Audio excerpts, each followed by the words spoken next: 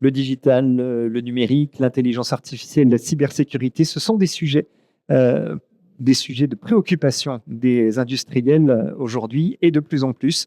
C'est la raison pour laquelle un certain nombre de nos plateaux sont consacrés à ce sujet, en l'occurrence celui qui débute à cet instant avec Michael Benoît. Bonjour Michael. Bonjour. Vous êtes chef de projet cybersécurité au pôle d'excellence cyber. Je vous rappelle que nous sommes ici au cœur du salon West Industrie à Rennes, la rencontre interrégionale des professionnels de l'industrie, les sous-traitants, les producteurs, les fabricants d'équipements et les spécialistes de services à l'industrie. Tous réunis, 250 exposants pendant 3 jours ici au Parc des Expositions. Et sur ce plateau, des acteurs de l'industrie, les acteurs de l'économie en Bretagne et dans les Pays de Loire qui viennent échanger autour de ces thématiques importantes pour l'industrie aujourd'hui et demain. Cybersécurité, en l'occurrence, c'est le sujet qui nous réunit. Michael, d'abord quelques mots sur ce pôle d'excellence cyber, association créée en 2014 sous l'égide à la fois du ministère des Armées et de la région Bretagne. À quoi sert-il ce pôle cyber ? Alors déjà bien résumé, déjà à quoi il sert ? Une association pour les industries qui permettent justement de sensibiliser à la cybersécurité, apporter des services et des aides, des groupes de travaux qui permettent aussi d'émerger des axes qu'on pourrait traiter entre nous et qui peut aussi s'engager dans un programme tel que celui qui avait déjà été cité auparavant avec Julie, le DIH Bretagne. Alors on a effectivement tenu avec Julie Bourré du pôle de compétitivité, images et réseau, une séquence que je vous invite à revisionner sur le site internet de West Industrie autour de l'accompagnement que propose ce pôle de compétitivité auprès des entreprises qui s'engagent dans des projets d'intelligence artificielle. Et elle avait évoqué ce programme EDIH, mais il va falloir que vous nous réexpliquiez dans ces grandes lignes de quoi il s'agit, Michael. Alors, le programme EDIH, c'est un programme européen, European Digital Innovation Hub, qui permet en fait de subventionner des projets d'IA, mais aussi de cybersécurité en région Bretagne, permettant aux entreprises de mettre un pied dans la cybersécurité dans un premier temps, avec des diagnostics de cybersécurité et des accompagnements sur mesure.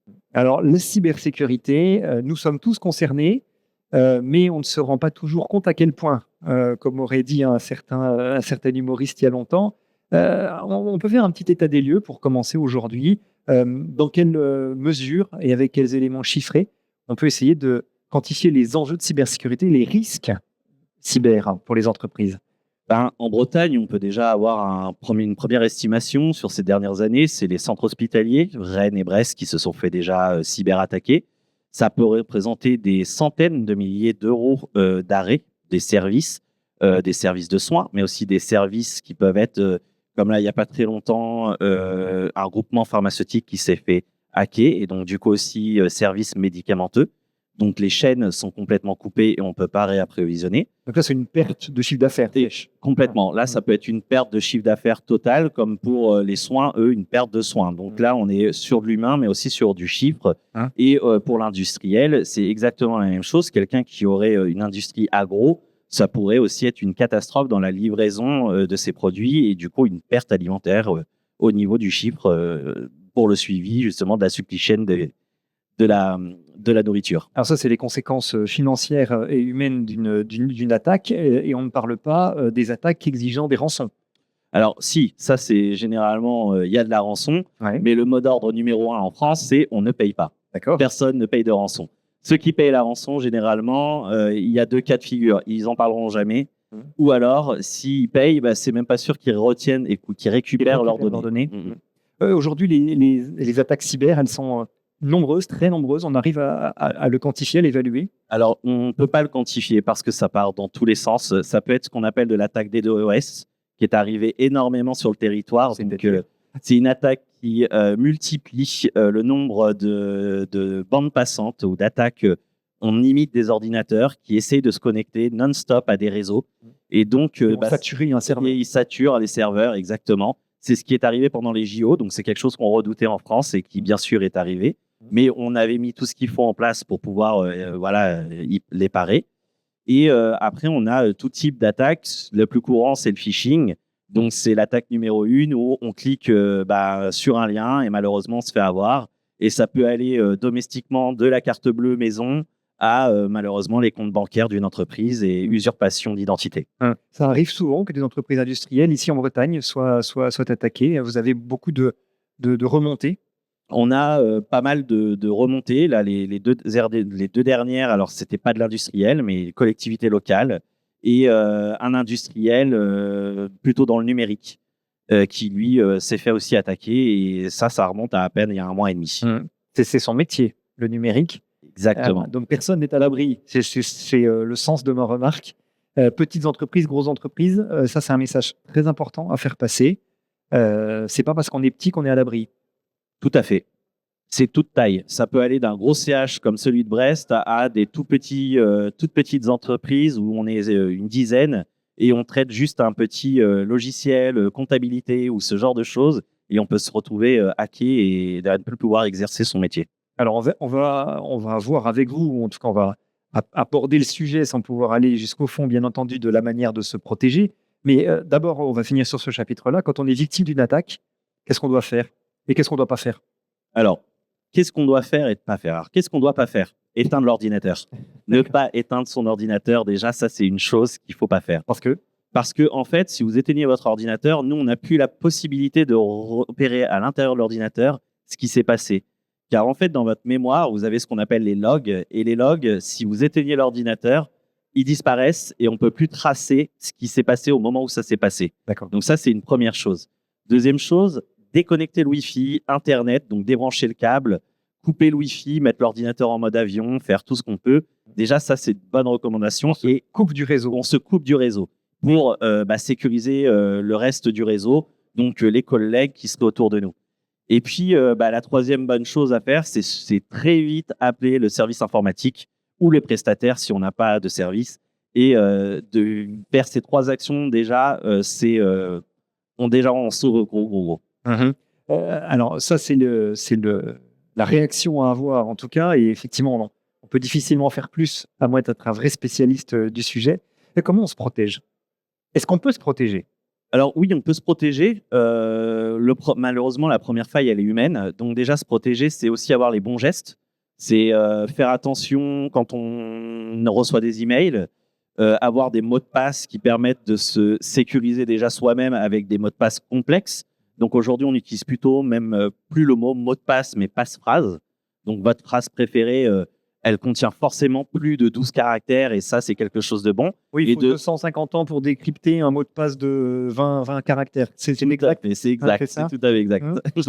Et avec des majuscules, des minuscules, des caractères spéciaux. Voilà. Les caractères spéciaux, ça peut être simplement des espaces.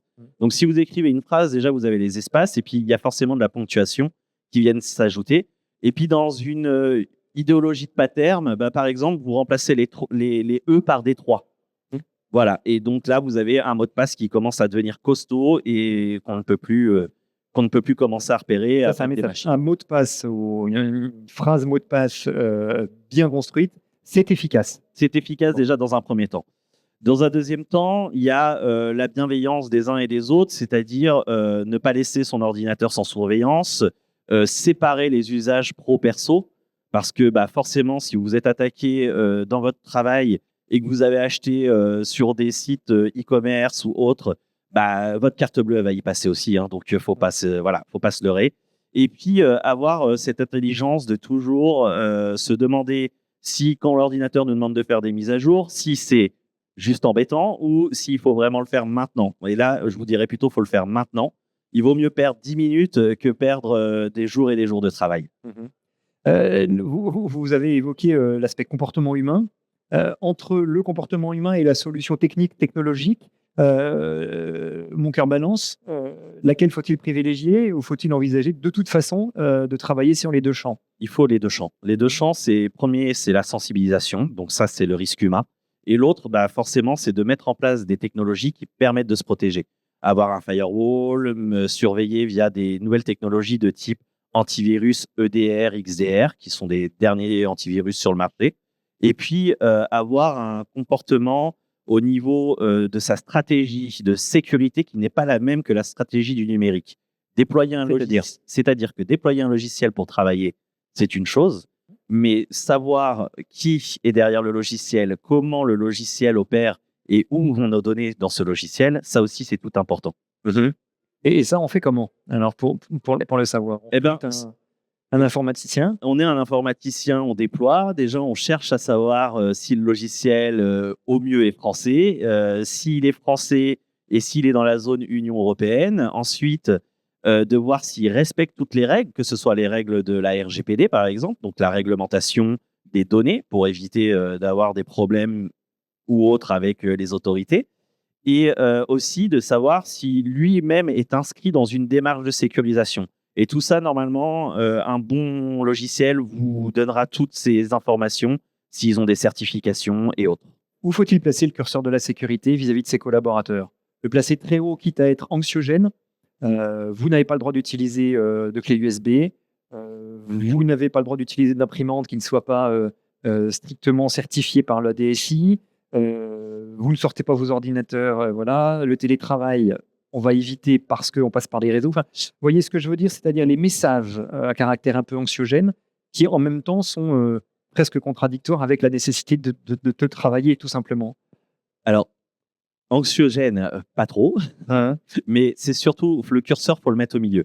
Si on est trop anxiogène, on ferme tout. Et après, il y a deux écoles. C'est soit on ferme tout et on déverrouille au fur et à mesure, soit on ne verrouille pas et on verrouille si jamais on voit qu'il y a de l'excès. Donc ça, c'est deux types d'écoles différentes. Quand on prend la première, où on est anxiogène, on ferme tout, la DSI reprend tout le contrôle avec la RSSI, etc. Là, le problème, c'est que vous allez peut-être mettre une contrainte à l'employé de pouvoir faire son boulot simplement. Dans l'autre cas, c'est qu'on laisse des portes ouvertes et du coup, forcément, on paye les pots cassés si jamais quelque chose tourne mal. Donc, avoir un juste milieu sur ce qu'il faut faire et ne pas faire selon son entreprise et selon les données qu'on traite. Ça, c'est très important. Si on a besoin d'une imprimante, c'est pas l'imprimante qui va venir faire quoi que ce soit. Par contre, si on est dans une démarche écologique et autres, là, pourquoi pas réduire le coût d'impression dans son entreprise. Ça, c'est les stratégies de la DSI.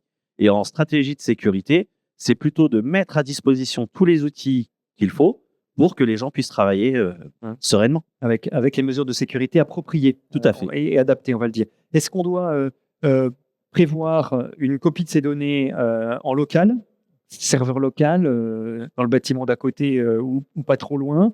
Est-ce qu'on peut malgré tout faire confiance à des clouds parce qu'il y a cet enjeu de sauvegarder des données? Est-ce que quand on a sauvegardé ces données, on est relativement serein sur le fait qu'on ne les perdra jamais? Voilà, ça c'est des questions toutes bêtes, mais qui sont essentielles pour une entreprise qui, aujourd'hui, collecte de plus en plus de données sur son fonctionnement interne. Hein, c'est une très bonne question. En fait, il y a une tendance qui était arrivée il y a une dizaine d'années avec le cloud, justement, où de sauvegarder par le cloud, c'était génial parce que ça évitait d'utiliser de la donnée en interne, des disques durs qu'il fallait racheter, etc. Et aujourd'hui, on a une tendance où les gens reviennent en local. Donc, on revient en local parce qu'on se rend compte que si le prestataire se fait hacker, en fait, on ne récupère plus du tout sa donnée. Donc, elle part aussi avec. Et la meilleure méthode, je pense pour moi, c'est d'avoir ce qu'on appelle, nous, trois types de sauvegarde. Une sauvegarde en local, une sauvegarde déconnectée, donc déconnectée du réseau complet. Ça peut être les cassettes LTO qu'on avait avant, des grosses cassettes en lecteur de bande magnétique. Mais ça peut être aussi des disques durs et puis qu'on déconnecte du réseau une fois que les sauvegardes sont terminées. Et ensuite, peut-être avoir une délocalisation de sa sauvegarde quand on a la chance d'avoir un deuxième site, donc un peu comme du cloud. Et là, du coup, on a déjà une bonne stratégie de sauvegarde. Mmh. Alors, c'est important de savoir où on en est dans son entreprise en matière de cybersécurité, de protection, de sécurité de ses données. On peut faire un diagnostic de sa cybersécurité. C'est possible ça et comment ça marche? Tout à fait. Donc, on peut faire ce qu'on appelle un cyberdiagnostic ou pour aller plus loin des audits. Mais cyberdiagnostic, ça n'implique pas de devoir montrer patte blanche tout de suite à un organisme. Et comment ça marche? En fait, on répond à des questions. C'est très binaire, hein. C'est oui, non ou non applicable. Ensuite, on fait de la pondération. Donc, on va remplir des commentaires en disant ils sont sur le bon chemin ou pas. Ensuite, on compile toutes les données. Généralement, on utilise la méthode ISO 27001, le guide de l'hygiène de l'ANSSI et pour nous, parce que le pôle est... L'ANSSI, c'est l'Agence nationale de sécurité des données. Alors, C'est ça, tout à fait, l'agence de sécurité dans la donnée. Et ensuite, vous avez tout ce qui est la partie compilation de données qui vont nous indiquer où est-ce que vous devez et par où vous devez commencer. Et là, on priorise et on vous amène avec une feuille de route à aller où il faut. Ce diagnostic, il est proposé aujourd'hui à un prix intéressant, il faut quand même le préciser, grâce précisément au programme européen qu'on évoquait tout à l'heure. Tout à fait. Le diagnostic coûte 3 000 €. Il est déjà divisé à 50% grâce au programme européen donc de l'EDIH. Donc, il reste à charge 1 500 € hors taxe. Et ensuite, du coup, avec ça, vous avez un suivi pendant 12 mois, un scan de vulnérabilité qu'on fait depuis l'extérieur. Donc, on ne fait pas de pen test, on ne fait pas de test d'intrusion chez les organismes, mais on teste au moins toute la surface. Et ensuite, avec ça, vous pouvez, avoir déjà une première vue et un état des lieux de votre établissement et de savoir où est-ce que vous allez et comment vous allez devoir y aller avec cette fameuse feuille de route. Si on ne fait pas de test, comment on évalue ce niveau de protection de l'entreprise?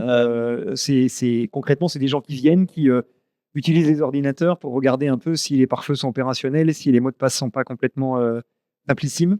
Plus aujourd'hui. Aujourd'hui, Voilà. tout se fait à distance. Ça se fait depuis nos locaux. Alors, la partie cyberdiagnostic ou GRC, comme on dit, donc tout ce qui est la partie ressources, on va venir vous auditer quand même, de parler avec vous. On fait un échange de 2 heures. Par contre, toute la partie technique, elle s'opère en ce qu'on appelle en sous-marin. Donc, vous ne le voyez pas. Ça se fait automatiquement. On vous demande les autorisations. Et nous, en fait, depuis le web, on va tout tester. On va voir si on peut rentrer chez vous, on va voir si on peut ouvrir des fenêtres, des portes, etc. Sans le faire. Vous allez évaluer la possibilité de le faire sans le faire. Sans le faire, exactement. Et ça, c'est les équipes du pôle cyber qui le font ou ce sont des prestataires? Tout est fait chez nous. Tout est pris à notre main. Donc, nous, on compile et on a cette partie où on scanne depuis chez nous. Donc, on imagine au pôle cyber une grande plateforme open space avec des hackers gentils. C'est tout à fait ça. Des hackers gentils, Des hackers gentils. qui essayent de voir la vulnérabilité des uns et des autres. Tout à fait. D'accord. Des hackers en bienveillance. Ouais, des hackers gentils.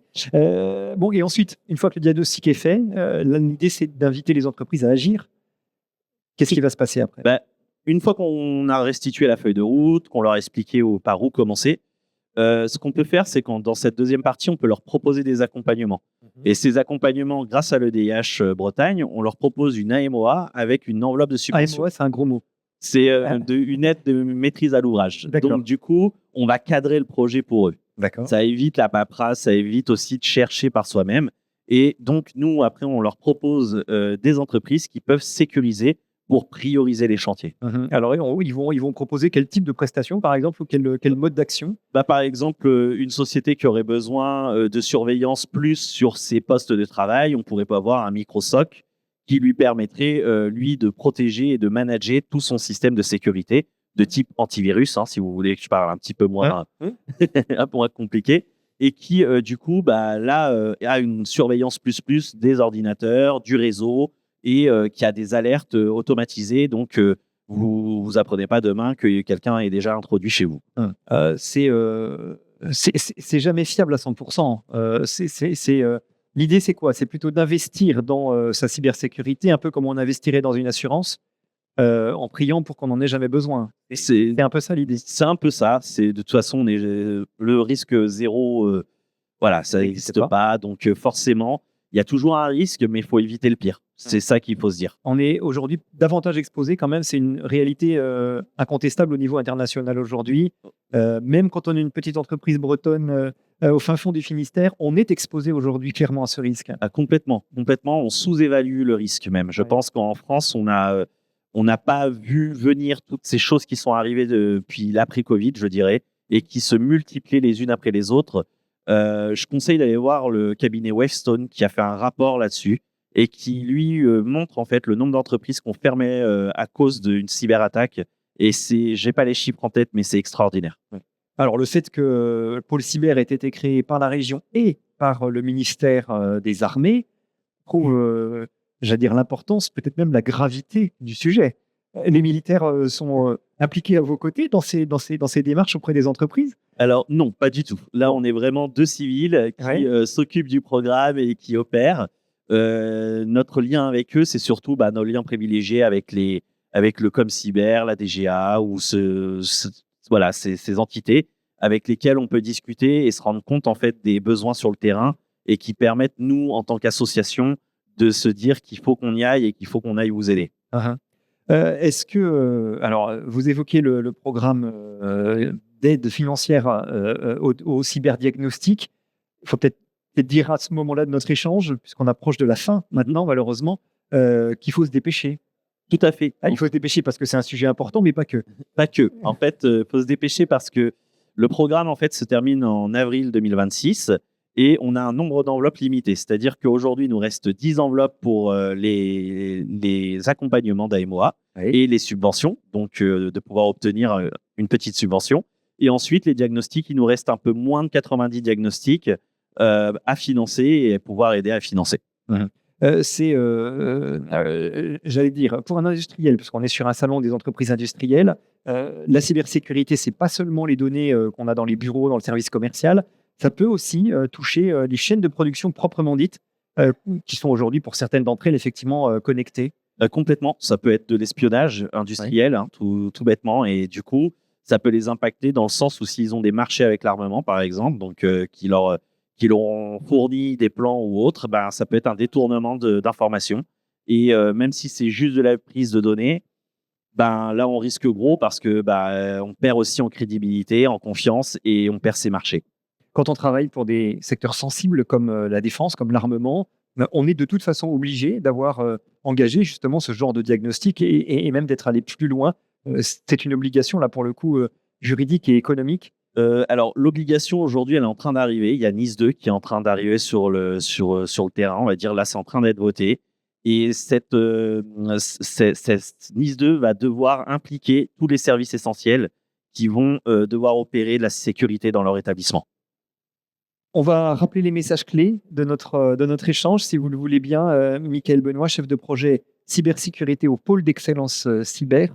Les messages clés, c'est occupez-vous de votre sécurité cyber, évidemment, mais tout de suite et grâce aux beaux outils.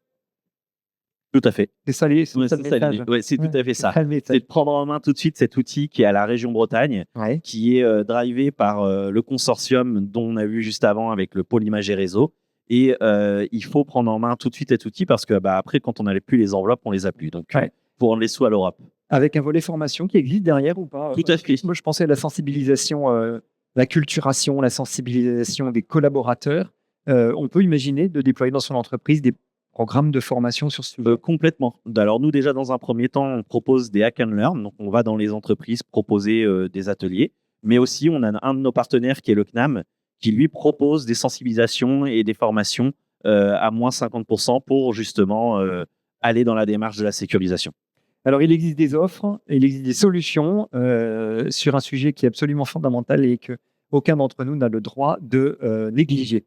Merci beaucoup, Michael Benoît, d'être venu sur le plateau de West Industries pour parler de cybersécurité et de diagnostic cybersécurité. Je rappelle que vous êtes chef de projet au sein du pôle d'excellence cyber créé par le ministère des Armées et la région Bretagne, à consulter, donc à aller visiter dès que vous avez une question relative à la cybersécurité. Merci beaucoup, bonne journée et bon salon.